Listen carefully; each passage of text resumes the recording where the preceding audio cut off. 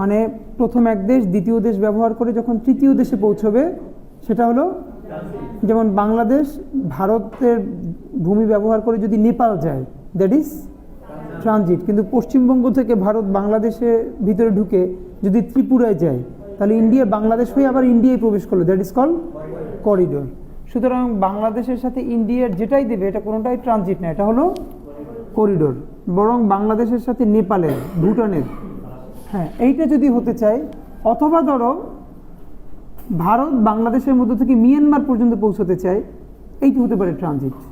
ঠিক আছে, সেই ক্ষেত্রে আমরা বলেছি যে পাশে বৃহত্তর শক্তিশালী দেশকে কোনো ছোট দেশে কোনো দিন করিডোর দেয় নাই, তবে ট্রানজিট দেওয়ার প্র্যাকটিস আছে এবং ট্রানজিট থেকে একটা রাষ্ট্রের অনেক টাকা কামাই হয়, এটা সত্য কথা এবং এটার প্র্যাকটিসটা আছে।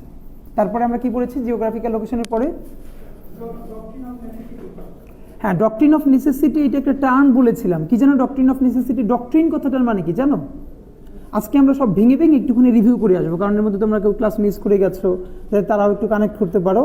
আর পুরো পড়াশোনাটা মাঝে মধ্যে তুমি কানেক্ট না করলে, ডক্ট্রিন মানে মতবাদ, ডক্ট্রিন মানে মতবাদ, মতবাদ।